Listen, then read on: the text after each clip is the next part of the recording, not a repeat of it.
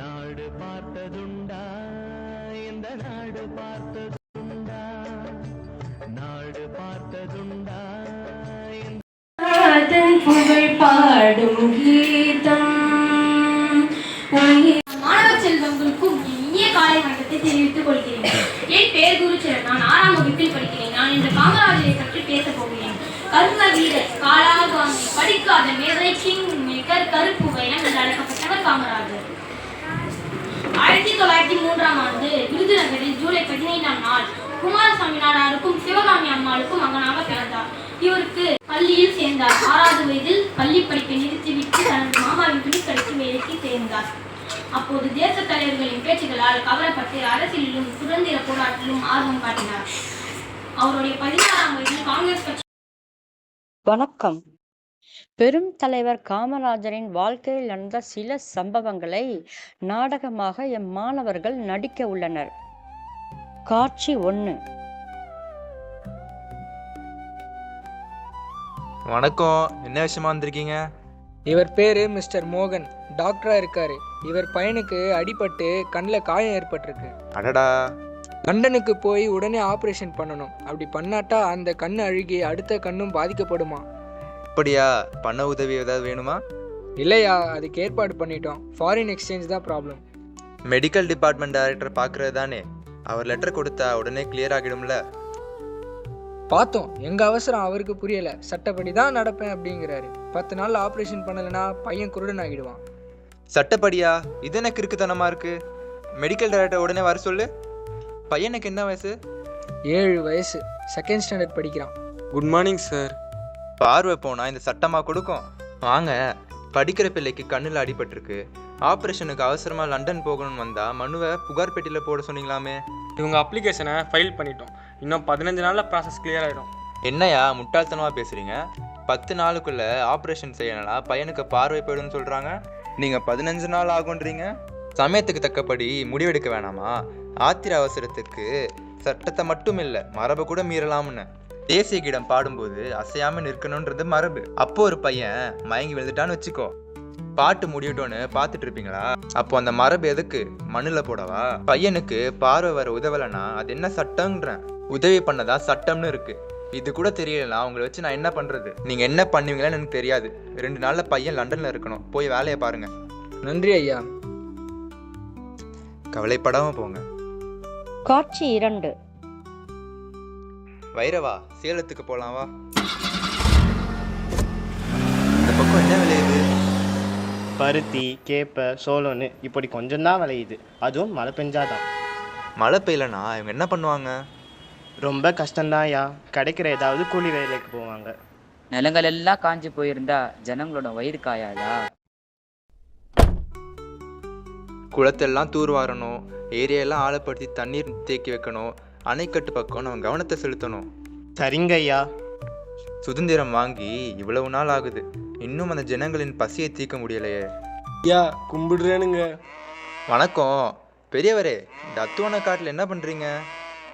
பண்ணையார் வீட்டு மாடுகளை மேய்ச்சலுக்கு கூட்டிட்டு வந்தேனுங்க. காடு மேடுன்னு அலையிற வயசா இது?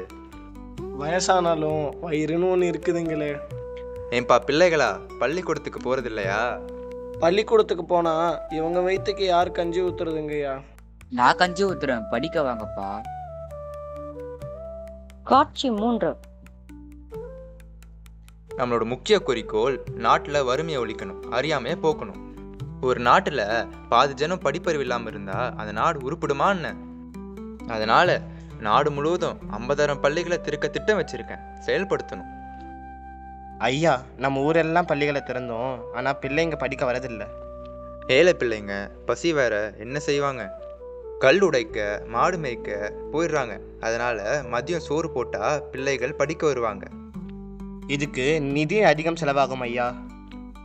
வருஷத்துல எத்தனை நாள் சாப்பாடு போட வேண்டியது இருக்கும்? 210 நாட்கள், 2 கோடி ஆகும் ஐயா.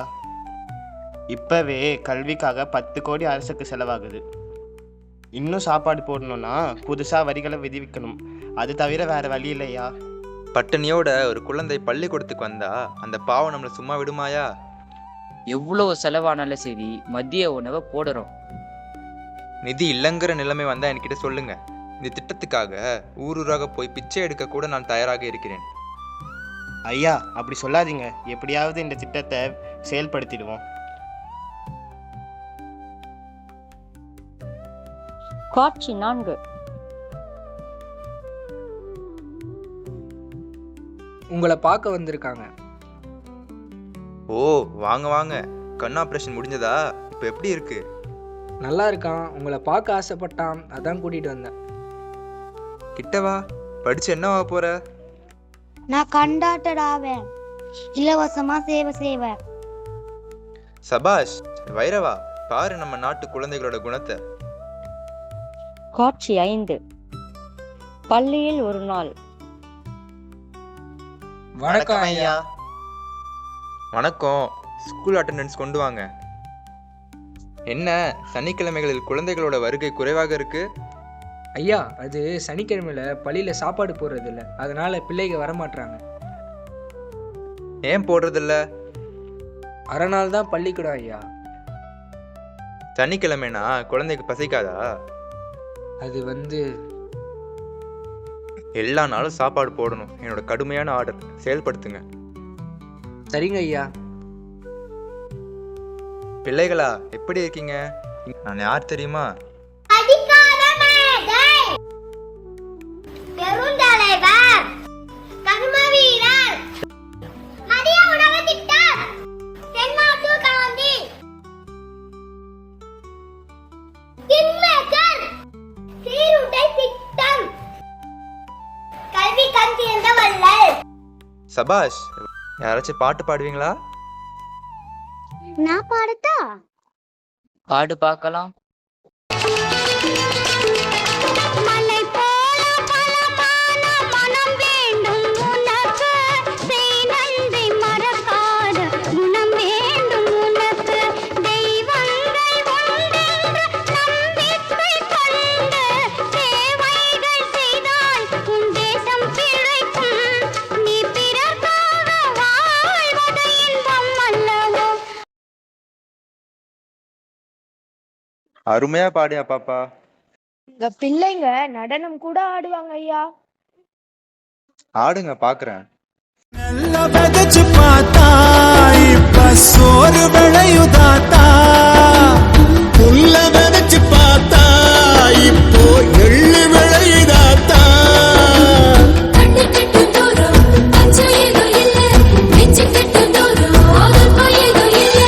ஐயா தொர நீ பல்லாண்டு வாழணும். ஐயா தொர வேட்டி கட்ட நல்ல வெள்ளம் உள்ள வேணும். உங்க முகத்தை கண்டா எங்க தாய போல தோணும்.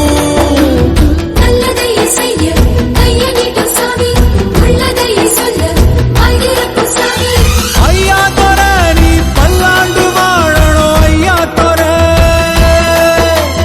ஐயா தொர நீ பல்லாண்டு வாழணும். ஐயா தொர,